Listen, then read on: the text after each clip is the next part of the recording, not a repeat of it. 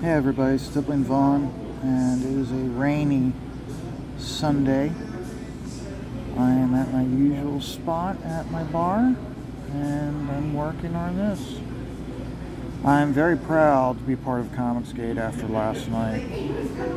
Last night was the art auction to help Sean Arnett with his medical bills from his mother. She sadly passed away. But there's the medical bills from her sickness, along with hospice care, are very daunting. CG came together and had a great night. It was on 3 streams. It was on Joe Sontag's kicked it off. Then it was on Michael Bancroft's show, and then it ended with Lord Crackhead and his CG talk show. I wasn't able to watch a lot of it. I had that annual Christmas dinner and lights with my mom. It was supposed to be next weekend, but we ended up doing it last night. So I didn't miss Joe Sontag's stream. Caught the tail end of Michael Bancroft's, and then I was tired, so I wasn't able to watch all of Lord Crackhead's. But I'll tell you something. The outpouring of support, and not just support. Ethan was on Michael Bancroft's stream with Renee, and Renee auctioned off her Fractober piece of Kane, and did a great. And I think hers almost went for $1,000. Ethan didn't have any artwork, so what he found is he had the mold for doing the embossed covers, and he doesn't need it anymore because those books have already been printed, no more to be printed, and he auctioned that off. That went over for $1,000. It was just really great to see all the support from the creators, from the members on the chat. Even they went as far as the super chats that were taken on Joe's show, Jeremy's show, and on Michael Bancroft's show. All the super chats were going towards it also. So like I said, it was really astounding. And one, I don't know the creator's name, it's the one that does Tiger Blue. And Lord Crackhead's show, he said, okay, the person that provides the biggest, most expensive super chat would get a big package of his work. And so when I stopped watching, the highest was $99.99, which was extraordinary.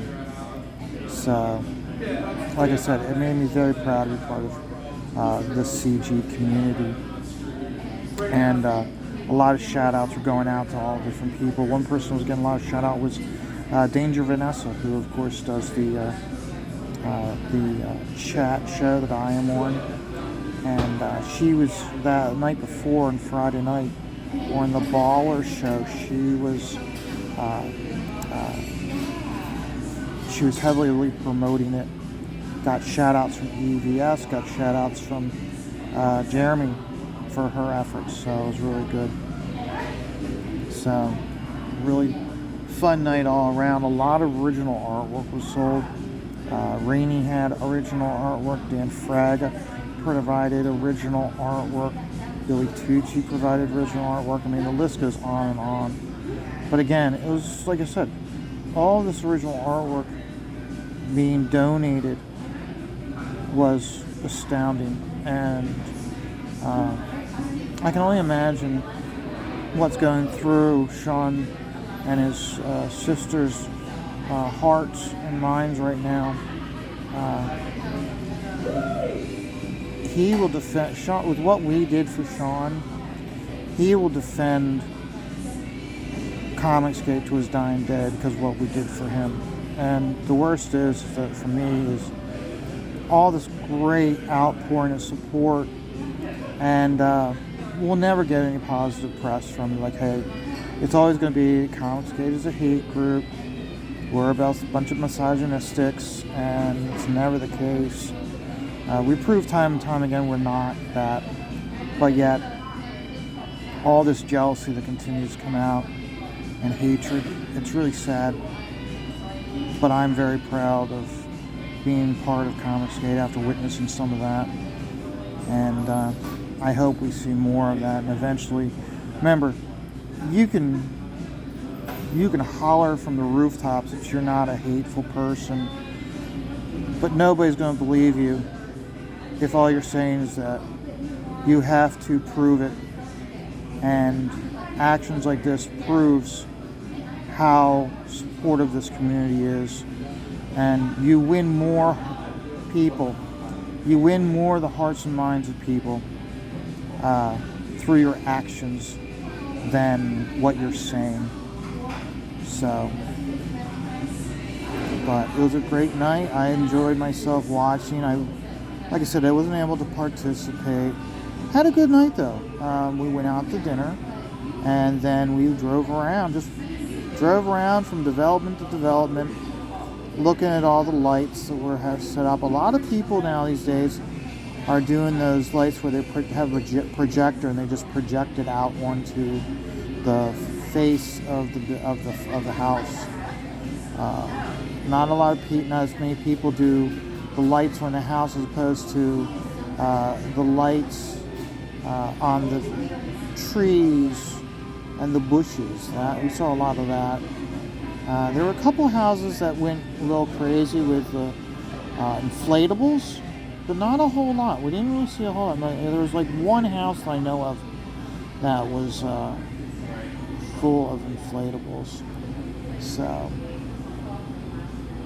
but this piece I'm working on, I know I'm getting some people viewing for the first time because of I'll be tagging Joe and Bancroft and Jeremy.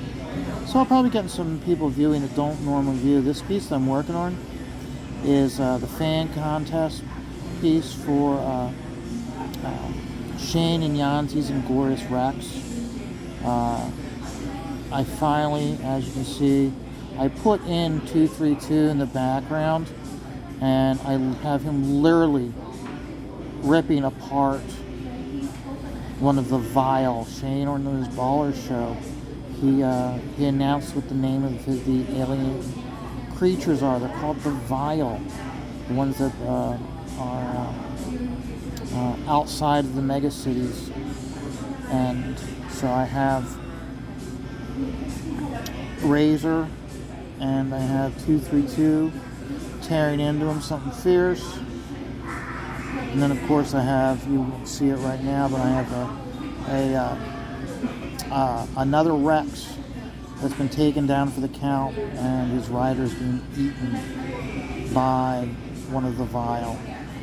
So you can see down here, this is the one that was taken down, and then we have one of the vial eating the rider of the Rex. So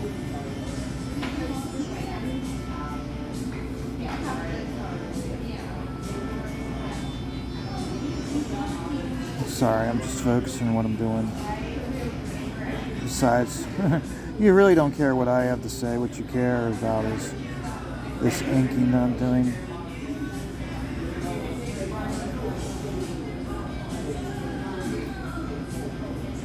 And you can see how what I'm trying to do is I'll do a lot of dots and then thin them out, get them lighter, and come to the other side, thick to thin, just to help create some depth with the dots.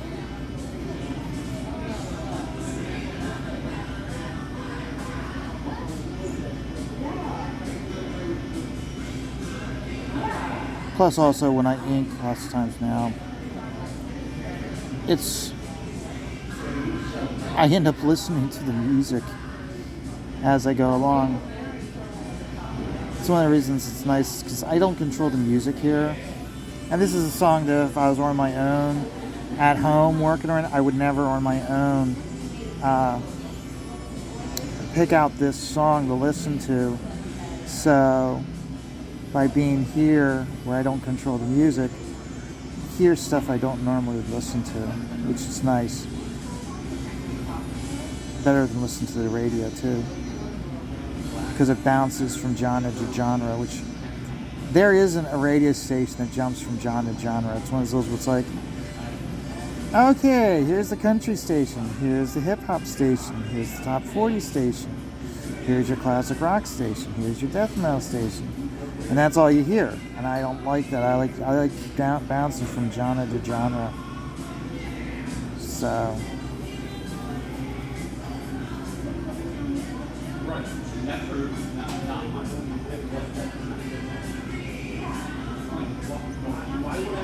of course, we're not going to hear too much more music because in probably about a half hour, the games will be starting, and what Danny will do is he'll put the speaker system off of music and have us, and he'll just pump the game through the speaker system. So we'll have that coming on soon. Don't know what game we're going to be watching, but it doesn't really matter. Football's football. It's very great entertainment. Oh, that's one thing I love her. I guess it was Thursday night football. There was a player that faked an injury, and I guess the player's been fined, the special teams coach has been fined, and the team's been fined. An overall total, it comes out to $500,000. And the NFL's sending a strong message, hey, no faking injuries, no. And I love that. I love it because that's one thing I always hated about soccer is soccer constantly, a player will funnel like, oh, I got an injury, and it's just annoying as hell how like they then just pop right up, okay, I'm better. And they just over-exaggerate it. It's called flopping. And I fucking hate flopping. I've always, now soccer's done a lot compared to a decade ago. Flopping was just out of control. And they've done a lot to clean it up. But I like the message that the NFL is saying, hey, this isn't soccer, this is American football, and you're not going to be faking any injuries, you're not going to be doing any flopping with us. And they sent a strong message out with those fines, like, hey, if it's an injury, it better be a genuine injury. So, but because I remember seeing that a couple times. In fact, I remember one time, I think it was the Steelers. The Steelers were out of timeouts, and all of a sudden, the one player just all of a sudden, after the play was over, all of a sudden he fell over and he's all like clutching his ankle and everything. And why? Because they didn't have any timeouts. And I've seen it a couple times even, I think it was the Bengals game just last week. There was a player that did that here. They had players that were, they're going to have the penalty of too many players on the field because they couldn't get their players on and off the field fast enough before the play. And one of the players fell down. And they faked an injury to get that timeout without using a timeout. So I like the message that the NFL's sending of that. You ain't going to pull that shit with us. And I hope they continue to do that and come down hard on these teams that are doing it. Because like I said, even the Steelers do it. And I'm like, no, you don't do that shit. If you didn't get your players off the field in time, or if you're out of timeouts, that's on you. So, well, I'm having fun with it. I'm going to keep working. I should be getting a lot of progress done today. So, now this is at the point where it's getting the hardest because that's where you got to go in and just finish up with so many different areas before you erase all the pencil lines, see what you got left,